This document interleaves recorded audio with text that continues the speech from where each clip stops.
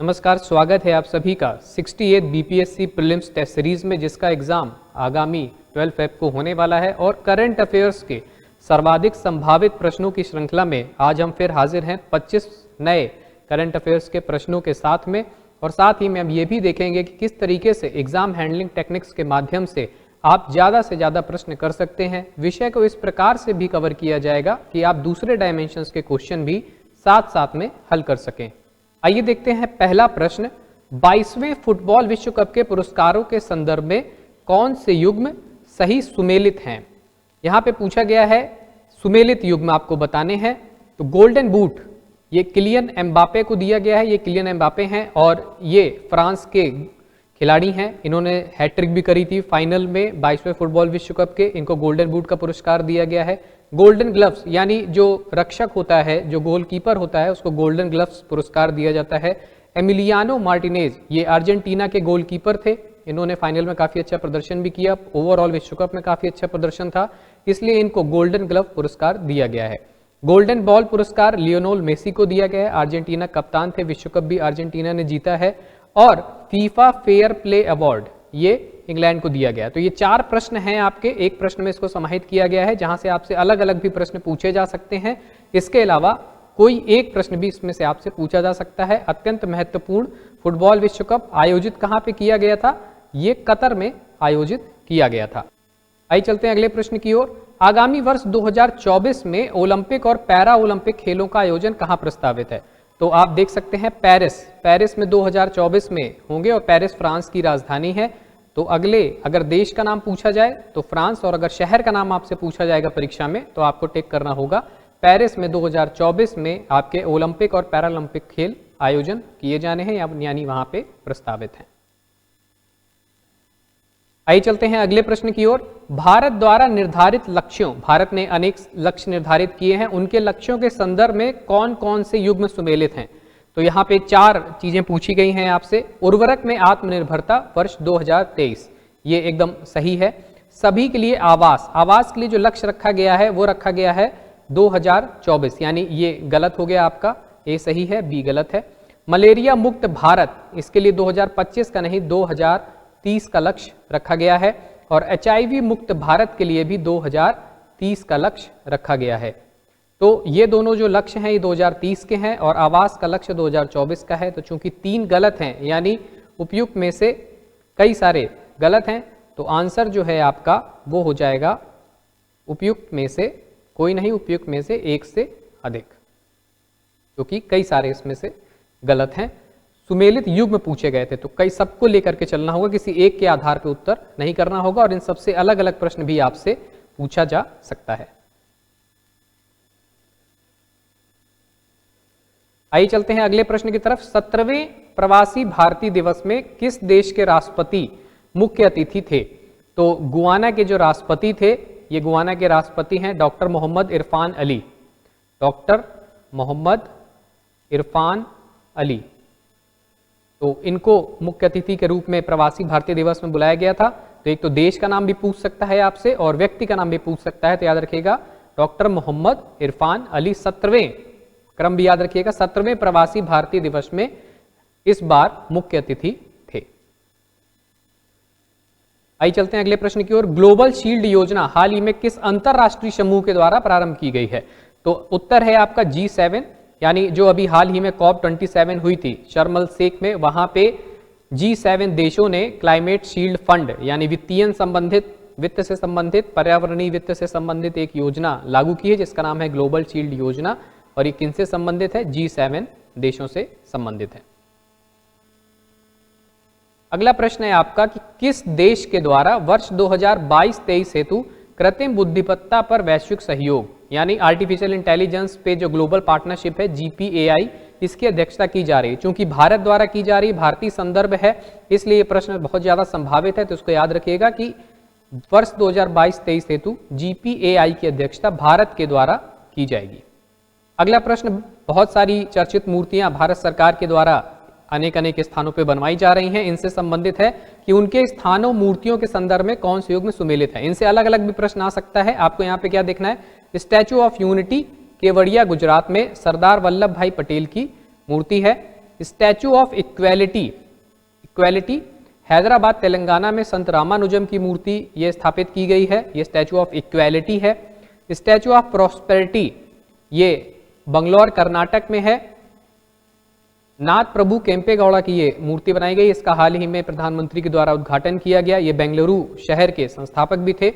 और statue of belief की स्थापना कहाँ पे? नाथ द्वारा राजस्थान में, जो भगवान शिव की सबसे ऊंची मूर्ति मानी जा रही। तो ये चारों ही सही हैं और इनको इंडिविजुअल भी यानी अकेले अकेले भी एक प्रश्न से पूछा जा सकता है। हाल ही में सबसे करंट स्टैचू ऑफ प्रॉस्पेरिटी है, बाकी के बारे में भी आपको जानना महत्वपूर्ण है, यानी उपयुक्त में एक से अधिक युग्म सुमेलित हैं, तो सही उत्तर हो जाएगा आपका ई। अगला प्रश्न, प्रसिद्ध टाइम मैगजीन के द्वारा किसे time person of the year 2022 चुना गया है? तो बहुत चर्चित रहा ये व्लादिमीर ज़ेलेंस्की, ये यूक्रेनियन राष्ट्रपति हैं, इनको टाइम मैगजीन के द्वारा पर्सन ऑफ द ईयर 2022 के लिए चुना गया है। अगला प्रश्न है, किस देश के द्वारा वर्ष 2023 में महिला मुक्केबाजी चैंपियनशिप की मेजबानी की जाएगी? तो भारत के द्वारा ये मेजबानी की जा रही है, भारतीय संदर्भ है, इसलिए कहाँ की जाएगी ये भी एक प्रश्न बन सकता है, तो याद रखिएगा न्यू दिल्ली इंडिया में की जा रही है ये।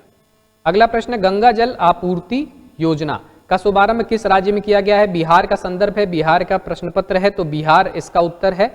हाल ही में जो मुख्यमंत्री जी हैं नीतीश कुमार जी, उन्होंने हर घर गंगा जल के नाम से गंगा जल आपूर्ति योजना का प्रारंभ किया है बिहार में।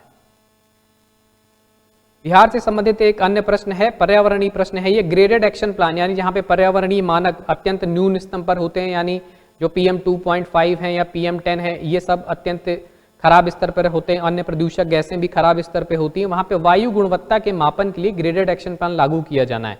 तो कितने जिलों में किया जाना है? तो हाल ही में 25 जिलों में, जहां पे अभी तक मापन के लिए यंत्र लगाए गए हैं, उन 25 जिलों में बिहार में ये लागू किया जाना है। तो ये भी अत्यंत महत्वपूर्ण प्रश्न है, क्योंकि पर्यावरणीय दृष्टि से मैदानी क्षेत्रों में ऐसा कम देखने को मिलता है और बिहार एक मैदानी क्षेत्र है, तब वहां पे इसके जिलों की संख्या आपसे पूछे जाने का प्रावधान है। इसके अलावा ये भी पूछ सकता है कि किस राज्य में है, तो बिहार आपको जरूर याद रखना है।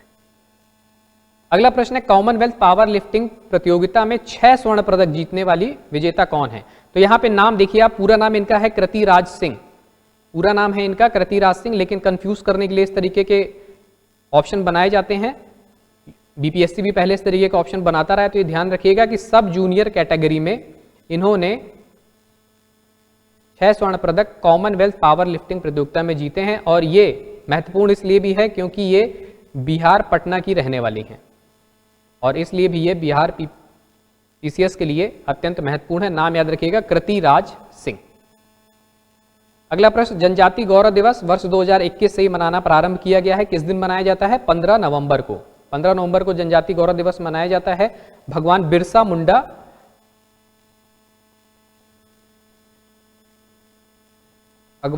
मुंडा की याद में मनाया जाता है, और आदिवासियों का जो योगदान रहा है उसको भी स्पष्ट करने के लिए यह दिवस मनाया जाता है। हाल ही में भारतीय ओलंपिक संघ की पहली महिला अध्यक्ष कौन बनी है? तो PT ऊषा, पायोली एक्सप्रेस के नाम से भी इनको जाना जाता है, पायोली एक्सप्रेस, ये ध्यान रखिएगा। यह भी पूछा जा सकता है कि भारतीय ओलंपिक संघ का अध्यक्ष कौन है? तो PT ऊषा। पहली महिला अध्यक्ष कौन है? तो भी उत्तर होगा आपका PT ऊषा, यानी पायोली एक्सप्रेस, इनको हाल ही में भारतीय ओलंपिक संघ का अध्यक्ष बनाया गया है। शिक्षा जगत संबंधित महत्वपूर्ण प्रश्न है, एजुकेशन 4.0 रिपोर्ट हाल ही में किस संस्थान के द्वारा लॉन्च की गई है? तो ये विश्व आर्थिक मंच यानी वर्ल्ड इकोनॉमिक फोरम के द्वारा हाल ही में लॉन्च की गई है। एजुकेशन 4.0 में बहुत सारे नई तकनीकों का समावेश करना, बेसिक एडमिनिस्ट्रेटिव रिस्क के बारे में लोगों को जानना, इसके अलावा पर्सनलाइज्ड एजुकेशन यानी व्यक्तिगत शिक्षा, कंस्ट्रक्टिव क्रिटिसिज्म यानी सकारात्मक आलोचना, इन सब के बारे में एजुकेशन 4.0 के नाम से प्रावधान किया गया है, और इससे संबंधित शिक्षा की प्रगति संबंधित रिपोर्ट हाल ही में विश्व आर्थिक मंच वर्ल्ड इकोनॉमिक फोरम के द्वारा जारी की गई है। अगला प्रश्न बिहार से संबंधित है, पेटा इंडिया द्वारा हाल ही में किसे पर्सन ऑफ द ईयर चुना गया है? सोनाक्षी सिन्हा को, पेटा इंडिया के द्वारा सोनाक्षी सिन्हा को पर्सन ऑफ द ईयर चुना गया है। पर्यावरण संरक्षण के साथ साथ में जीवों की जो संरक्षण की पहल है वो पेटा देखती है, उसके लिए person of the year Sonakshi Sinha को चुना गया है। अगला प्रश्न, रक्षा प्रौद्योगिकी से अग्नि 5 मिसाइल का परीक्षण हाल ही में किया गया था, तो ये न्यूक्लियर बैलिस्टिक मिसाइल है, न्यूक्लियर बैलिस्टिक मिसाइल है, ये कथन सत्य है। इसकी मारक क्षमता 5000 किलोमीटर से अधिक है, ये भी सत्य है। और हाल ही में इसकी क्षमता जो है वो बढ़ करके 7000 किलोमीटर से अधिक हो गई है, क्योंकि इसमें जो निर्माण में धातु का प्रयोग किया जाता था उसकी जगह पे हल्की धातु का प्रयोग किया गया है, जिससे भार कम होने की वजह से मारक क्षमता में भी वृद्धि हुई है। और यह सतह से सतह पर मार करने वाली मिसाइल है, ये भी ठीक है। तो सभी कथन सही है, तो उपयुक्त सभी आपका उत्तर हो जाएगा अग्नि 5 के लिए। ये अग्नि 5 मिसाइल है, 3 स्टेज की आपकी ये मिसाइल है और ये भारत से लगभग 5000 से 7000 किलोमीटर तक की दूरी तक के क्षेत्र को कवर करती है और इसकी जो अधिकतम गति है वो है 24 मैक। अगला प्रश्न भी बिहार से संबंधित है। अंतरराष्ट्रीय क्रिकेट में सबसे तेज दोहरा शतक किस खिलाड़ी ने लगाया है? तो ईशान किशन ने हाल ही में सबसे तेज दोहरा शतक लगाया है और ये प्रश्न इस बार के लिए सबसे ज्यादा संभावित प्रश्नों में से एक है। चलते हैं अगले प्रश्न की तरफ। World wide cost of living यानी रहने का जो खर्च है उसके हिसाब से अगर एक सर्वे किया गया, उसके अनुसार 2022 में रहने के दृष्टिकोण से सर्वाधिक महंगा शहर कौन सा है? तो उसमें पहले स्थान पे 2 शहर हैं, न्यूयॉर्क और सिंगापुर, दोनों ही फर्स्ट प्लेस पे हैं। चूंकि 2 ज्यादा सही हैं यानी उपयुक्त में से 1 से अधिक सही हैं, इसलिए ऑप्शन हो जाएगा आपका ई। अगला प्रश्न, हाल ही में जैव विविधता से संबंधित COP15 सम्मेलन का आयोजन कहां किया गया? तो इसका जो सम्मेलन है वो हाल ही मॉन्ट्रियल कनाडा में किया गया। हालांकि ये सबसे पहले कुनमिंग में होना था, कुनमिंग चाइना में होना था, तो इसको आपको याद रखना है क्योंकि यहाँ पे जो एक प्रश्न है वो इस तरीके से भी बन सकता है कि यहाँ पे पेरिस फ्रांस की जगह पे कुनमिंग चीन लिख के दे दे। अगर ऐसा होगा तो यहाँ पे हो जाएगा उपयुक्त में से 1 से अधिक, क्योंकि COP15 का सम्मेलन 2 जगहों पे किया गया। कुनमिंग चीन में होना था लेकिन वहां पे हुआ नहीं, वहां पे केवल ऑनलाइन माध्यम से उस समय कुनमिंग चीन में ये आयोजित किया गया था और हाल ही में ये मॉन्ट्रियल कनाडा में हुआ। और ये COP15 जो है ये जैव विविधता से संबंधित है, ये ध्यान रखिएगा। COP15 जैव विविधता से है यानी UN convention on biodiversity, UNCBD की COP15 है ये। अगला प्रश्न है, वर्ष 2023 को अंतरराष्ट्रीय मोटे अनाज का वर्ष घोषित किया गया। यह भी अपने आप में एक प्रश्न है कि मोटे अनाज का वर्ष कौन सा है। तो वर्ष 2023 याद रखिएगा, या पलट के भी पूछ सकता है कि वर्ष 2023 को कौन सा वर्ष घोषित किया गया है। तो अंतरराष्ट्रीय मोटे अनाज का वर्ष घोषित किया गया है, भारत की पहल से संयुक्त राष्ट्र के द्वारा यह घोषित किया गया है। प्रश्न यहाँ पे भारत के संदर्भ में यह है कि मोटे अनाजों का सर्वाधिक उत्पादन करने वाला राज्य कौन सा है। तो यहाँ पे कंफ्यूज मत होइएगा बिहार से, यहाँ पे सर्वाधिक उत्पादन करने वाला जो राज्य है वो है कर्नाटक। अगला प्रश्न मुंगेर किसान सभा के गठन से है। ये प्रश्न पहले भी मिलता जुलता पूछा जा चुका है कि किसने गठन किया था। हाल ही में इसके 100 वर्ष पूर्ण हुए हैं वर्ष 2023 में। तो इसका गठन किया था श्री कृष्ण सिंह और मोहम्मद जुबैर ने। चूंकि 1 से ज्यादा सही है तो ऑप्शन हो जाएगा ई यानी उपयुक्त में 1 से अधिक। अगला प्रश्न, चुनाव आयोग के द्वारा किसे अपने मतदाता जागरूकता अभियान के लिए नेशनल आइकॉन बनाने का निर्णय लिया गया? वर्ष 2024 में चुनाव होने हैं, उसके लिए चुनाव आयोग तैयारियां अभी से कर रहा है और इसमें नेशनल आइकॉन के रूप में पंकज त्रिपाठी जी को नेशनल आइकॉन बनाया गया है। पंकज त्रिपाठी जी को बिहार संबंधित है, इसलिए इस बार बीपीएससी के लिए इंपॉर्टेंट भी है, इसको जरूर ध्यान रखिएगा। चुनाव आयोग के द्वारा नेशनल आइकॉन पंकज त्रिपाठी को बनाया गया।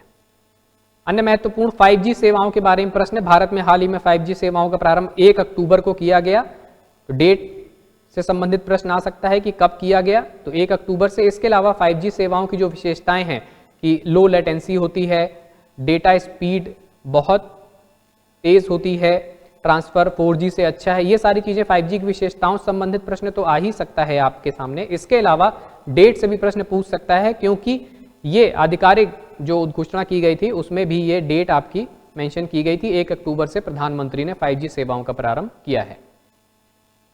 अगला प्रश्न, 68वें राष्ट्रीय फिल्म पुरस्कारों के दौरान किसे दादा साहब फाल्के पुरस्कार प्रदान किया गया? ये अत्यंत महत्वपूर्ण है, बीपीएससी में पहले भी कई बार पूछा गया है दादा साहब फाल्के पुरस्कार। तो जो सबसे रिसेंट है, सबसे हाल ही में दिया गया है 68वें राष्ट्रीय फिल्म पुरस्कारों के दौरान, वो दिया गया है आशा पारेख को। नाम जरूर याद रखिएगा, आशा पारेख। इस बार प्रश्न आने की संभावना है। आशा पारेख को इस बार दादा साहब फाल्के पुरस्कार दिया गया है। तो इसी के साथ हमारी जो 25 प्रश्नों की आज की श्रृंखला है वो पूरी हुई है। मिलते हैं अगले एपिसोड में, जिसमें हम अन्य 25 क्वेश्चन भी आपके साथ डिस्कस करेंगे, जो इस बार की 12 फरवरी की जो परीक्षा है उसके लिए सबसे ज्यादा संभावित होंगे और आप निश्चित रूप से 68 बीपीएससी का प्रारंभिक परीक्षा क्लियर करेंगे और अंतिम चयन में भी सफल होंगे। हार्दिक धन्यवाद।